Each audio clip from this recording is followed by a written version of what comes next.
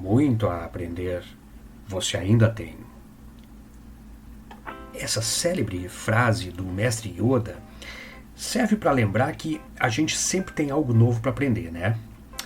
Então, que tal hoje a gente falar um pouco sobre gramática, para aprender um pouquinho mais sobre isso? Oi, eu sou o professor Seve e esse é o Sevecast, mais português, mais literatura e mais redação.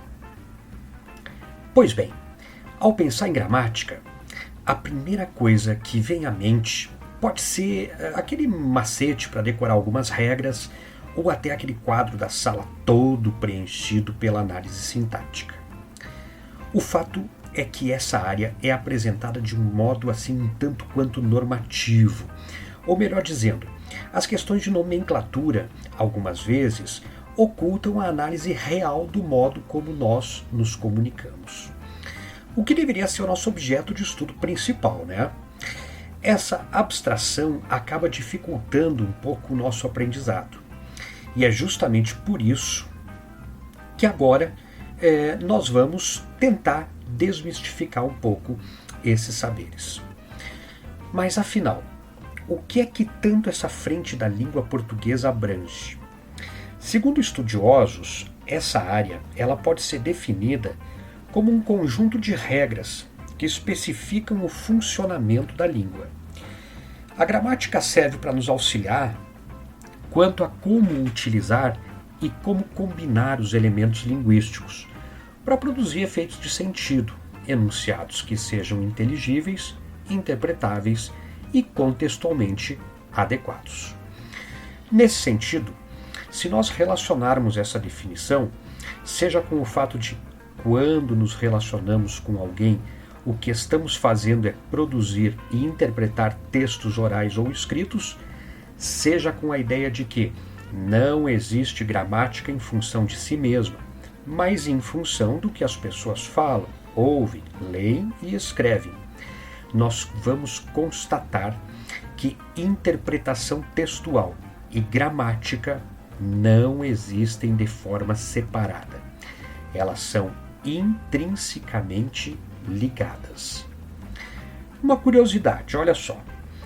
Você sabia que a ciência já é capaz de comprovar que todo ser humano possui um gene destinado à linguagem? Sim, é verdade. Esses mesmos pesquisadores defendem a ideia de que a gramática é uma capacidade inata do ser humano e que guardamos todas as regras de estruturação das sentenças na nossa mente. Parece algo assim muito distante? Então, olha só, vamos fazer uma reflexão.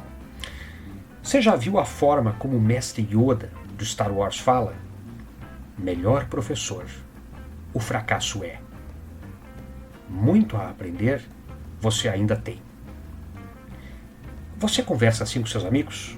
Olha, é quase certo que não, né? Talvez você possa até escrever frases assim, mas falar, não. Nós temos duas explicações para isso. A primeira é quanto à estrutura padrão da língua portuguesa. E a segunda premissa é sobre a fala ser natural e a escrita artificial. Porém, antes de mais nada, vamos destrinchar essas questões. Vejamos as seguintes estruturas. O fracasso é melhor professor. Você ainda tem muito a aprender. Note que até a vírgula desaparece, e não é por acaso, já que essa é a estrutura padrão da nossa língua. Devemos isso à tal da nossa capacidade inata de aprender as línguas. Mas como funciona?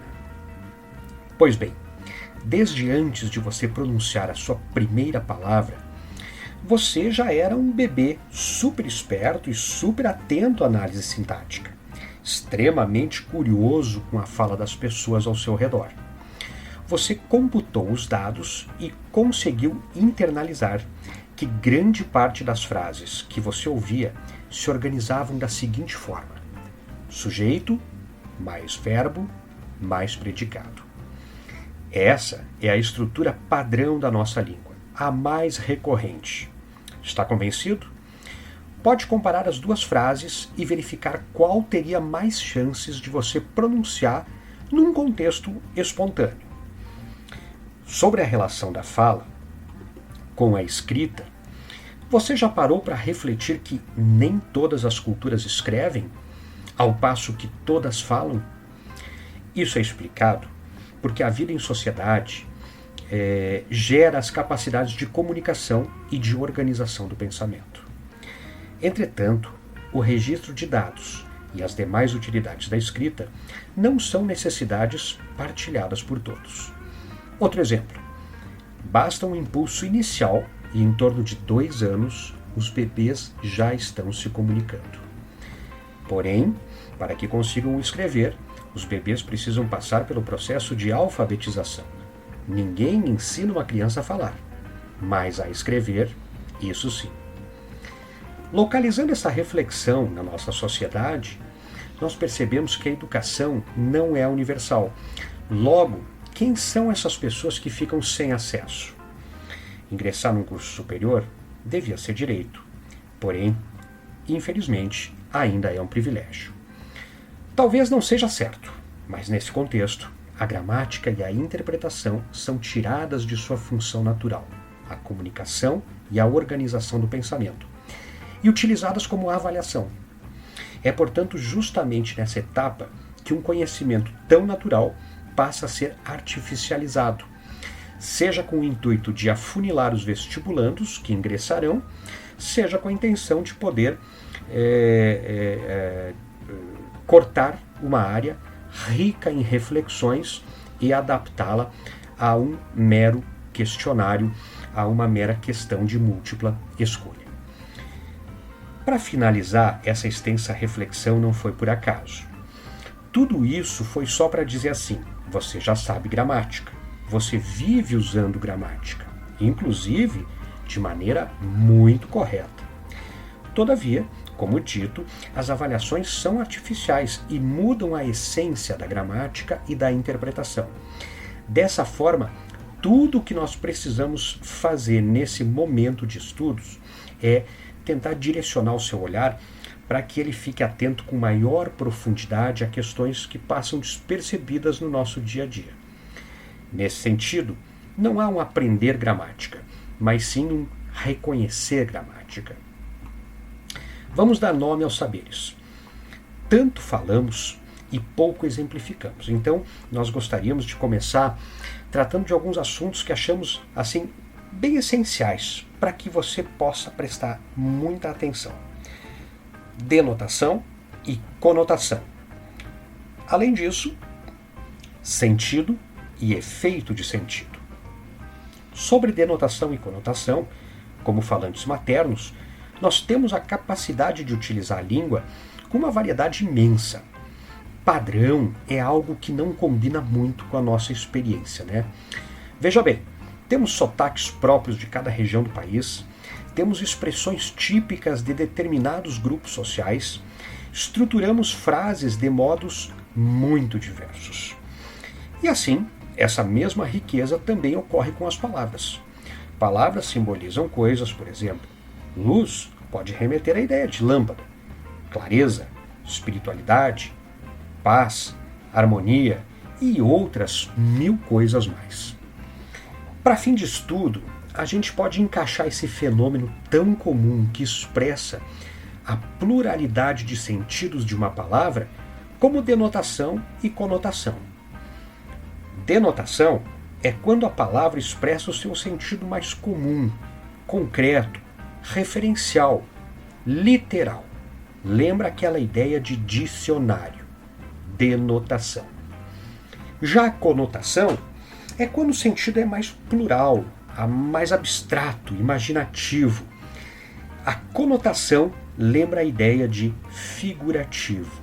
Conotação, figurativo. Temos um exemplo. Eu tenho uma gata de pelos brancos e olhos azuis.